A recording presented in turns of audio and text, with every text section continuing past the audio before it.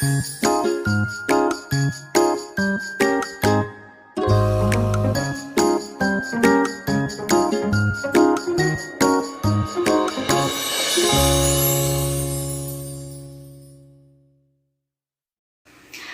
teman-teman, perkenalkan saya Rahma dari kelas 3B Prodi Bimbingan dan Konseling.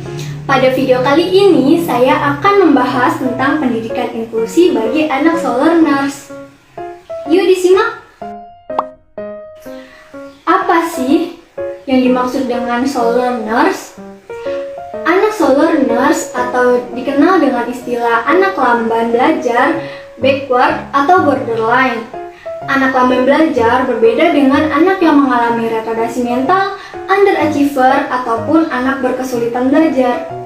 Anak lamban belajar atau slow learners adalah anak yang mengalami keterlambatan perkembangan mental serta memiliki keterbatasan kemampuan belajar dan penyesuaian diri karena ia memiliki IQ di bawah rata-rata, yaitu antara 70 hingga 89. Sehingga membutuhkan waktu yang lebih lama dan berulang-ulang untuk menyelesaikan tugasnya, baik tugas akademik maupun tugas non-akademik. Slow learners sulit untuk diidentifikasi karena mereka tidak berbeda dari penampilan luar dan dapat berfungsi secara normal pada sebagian besar situasi. Hal inilah yang menyebabkan orang tua bingung bagaimana anak mereka bisa menjadi slow learners. Apa sih yang menyebabkan anak menjadi slow learners? Faktor yang pertama yaitu adalah faktor prenatal dan genetik atau yang terjadi sebelum anak dilahirkan, seperti kelainan kromosom, gangguan biokimia dalam tubuh, dan kelahiran prematur. Faktor yang kedua yaitu faktor biologis non-keturunan, seperti penggunaan obat-obatan, keadaan gizi ibu saat hamil, radiasi dari sinar X, faktor resus, faktor natal atau ketika anak dilahirkan, dan faktor postnatal sesudah anak dilahirkan. Nah, bagaimana sih karakteristik dari anak dengan slow learners? Yang pertama, yaitu mengalami kesulitan jika harus berpikir abstrak. Yang kedua, sulit untuk berkonsentrasi, kemampuan untuk memusatkan perhatian yang pendek, dan perhatian belajar mudah lepas. Yang ketiga, anak mengalami kesulitan dalam mengekspresikan diri. Yang keempat, anak mengalami kesulitan untuk mengungkapkan apa yang ingin dilakukan. Yang kelima, reaksi anak slow learners lebih lambat dan tidak segera menangkap apa yang diinginkan oleh orang tua ataupun gurunya. Yang keenam, wawasan anak tentang dunia cenderung lebih sempit dibandingkan dengan teman-temannya. Dan yang ketujuh, membaca adalah kegiatan yang sulit dikuasai anak slow learners. Maka dari itu, penggunaan materi pelajaran biasanya lebih mudah jika dilakukan tidak terlalu banyak mencakup kegiatan membaca. Setelah kita mengetahui apa itu anak slow learners, maka pembahasan selanjutnya adalah tentang pendidikan inklusi bagi anak slow learners. Nah, sebelumnya kita harus tahu dulu nih, apa pendidikan inklusi itu? Pendidikan inklusi merupakan sistem layanan pendidikan yang mensyaratkan anak-anak berkebutuhan khusus belajar di sekolah-sekolah terdekat di kelas reguler bersama dengan teman-teman lain yang seusia dengannya.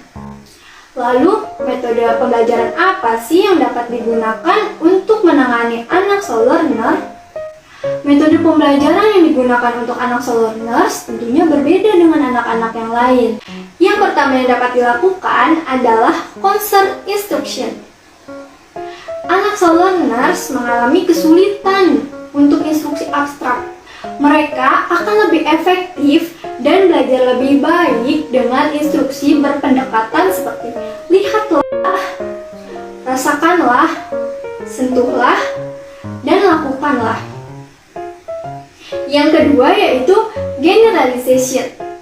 Anak dengan borderline dapat belajar dan berlatih strategi belajar atau peraturan seperti yang telah diajarkan kepadanya.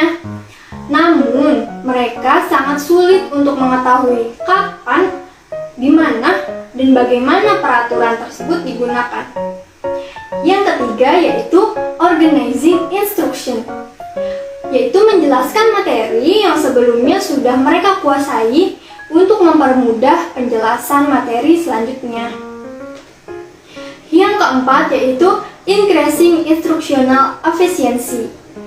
Anak slow learners lebih mudah belajar setiap fakta yang terbatas dibandingkan temannya karena mereka memiliki kekuatan untuk rote memorization. Yang kelima yaitu academic motivation. Dukungan motivasi penting untuk membangun resiliensi akademik dari slow learners. Menghubungkan pembelajaran dengan pengalaman di dunia nyata akan membantu mereka melihat keuntungan dari pembelajaran.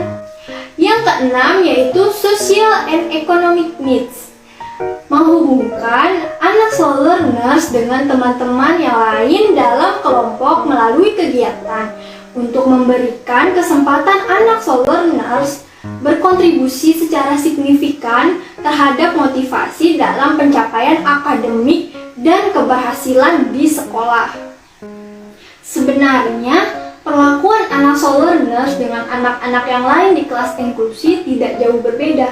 Perlakuan khusus yang dilakukan oleh guru kepada anak slow learners seperti mengulang materi yang telah dipelajari 2-3 kali dan memberikan tambahan waktu untuk mengerjakan tugas. Materi pelajaran yang disampaikan dengan cara yang lebih menarik dengan menggunakan media variatif, sehingga siswa dengan slow learners dapat menyerap materi pelajaran yang diberikan. Latihan dan tugas yang belum selesai dikerjakan dapat dijadikan PR yang bertujuan untuk mengulang materi di rumah dan guru dapat memberikan feedback positif dengan penguatan secara lisan. Nah, penilaian untuk anak slow learners juga berbeda dengan anak yang lain. Anak slow learners belajar mengerjakan tugas sampai benar atau sampai batas maksimal kemampuannya untuk mengerjakan tugas. Jadi seperti itu teman-teman pendidikan inklusi bagi anak slow learners. Sekian pembahasan pada video kali ini, semoga dapat menambah wawasan untuk kita semua. Terima kasih dan sampai jumpa.